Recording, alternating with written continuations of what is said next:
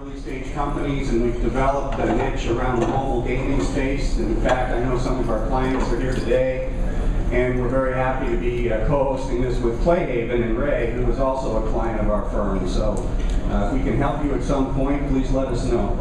Obviously an incredible industry, growing quickly. I think the panel is going to be very interesting. I want to again introduce Ray. I've known him for a couple years. As I said, we work with PlayHaven, and he will be the moderator for the panel. So again, enjoy the lunch, and thank you.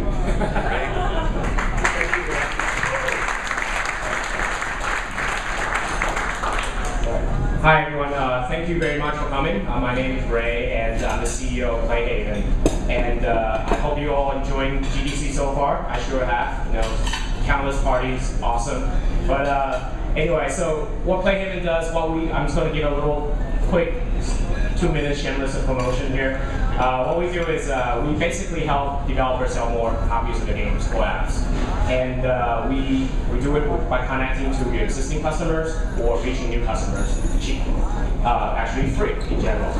We actually launching a new tool. It's an in-game cross-promotional tool.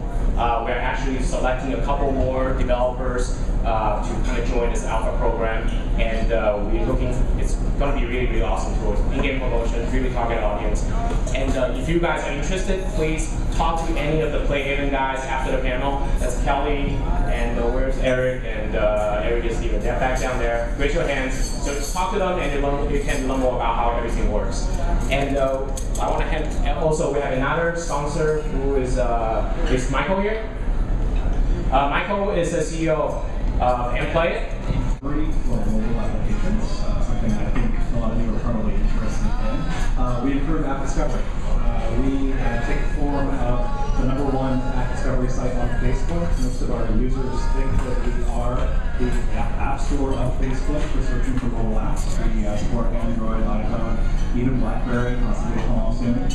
So we are a place where you can push your applications and get them discovered by users in the power of our social recommendations. I'll talk about this in the context of our panel discussion, but fundamentally we give you a marketing channel to make sure that you can foment viral adoption of your applications. You know, I learned a lot of stuff about pricing, and you should share it with your developer group, or I have some social media strategies. So the whole idea was we actually started we partnered with an organization called IAA. It's an Indie Apps Alliance organization. You guys can check it out at indieappsalliance.org. And it's basically a really great organization where the indie developers can get together, just share best practices, talk about different partnership strategy, all that kind of stuff. It's fantastic. You should check it out.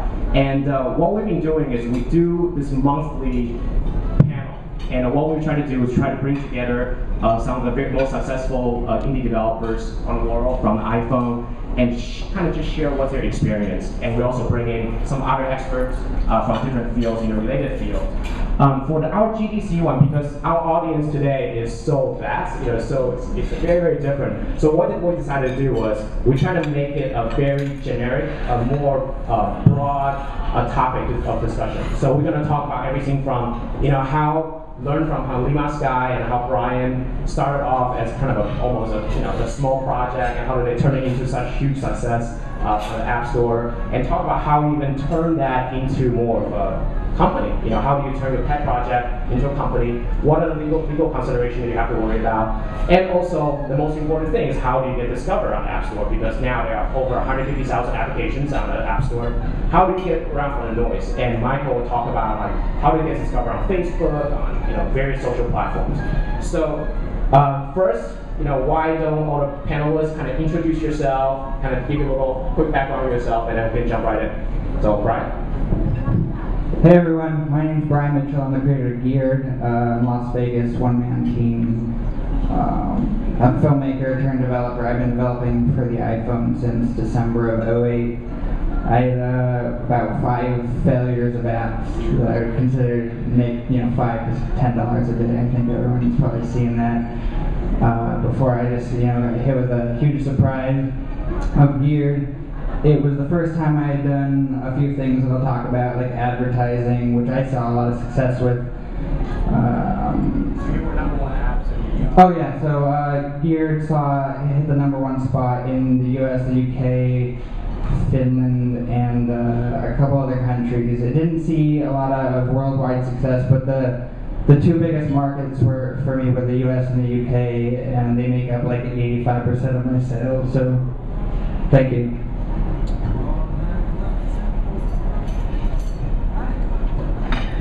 Hello everyone, I'm Igor Pusenjak. I'm the founder of Lima Sky, and you may know us as the creators of Doodle Jump. We just announced 2 days ago that Doodle Jump is now the most downloaded indie game on the App Store ever, and we are competing with Doodle for the most downloaded app ever, paid app ever title. So, thank you. I don't know, many of you have probably been at my speech yesterday, and if you haven't, I'll tell you how many copies we sold of Doodle Jump the first day it came out, 21. So clearly it's, and we'll talk about this, it's really, once you create your game, that's only the beginning. And that's when really the hard work starts. Thanks for coming. Hi, I'm Matt Brown from Cooley. I'm the token lawyer on the panel. There are a lot of different ways you can introduce yourself, and I thought for this crowd, I was trying to think of what would be a sort of formative experience that might resonate. And to this day, I'll never forget, we were one of the households that had the original Pong game in our living room. And to this day, I can still remember being somewhat frightened by having to put my hand back behind the TV and flip what seemed like a gargantuan switch at the time, and a sort of precariously wired switch to the TV set. But when you came back around and looked at the TV screen on the other side, and you saw those 2 lines on either side of the screen, everything was all right. That was cool.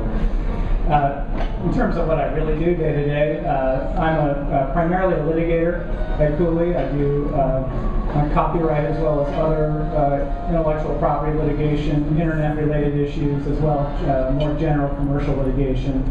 I also do some counseling of companies on the front end when companies are rolling out digital products and services to counsel them on how they can reduce risk of liability for infringement later on in the product's lifecycle.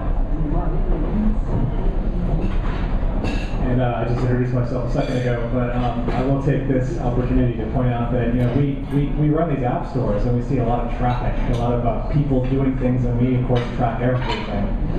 And we see a lot of gear and a lot of Doodle Jump getting viewed, played, bought. But the nice thing about our environment relative to, say, iTunes is that people can dive deep. We find that 50% of our traffic is outside the top 50. And that's important to you guys because I think, as they would probably tell you, it was probably hard for you guys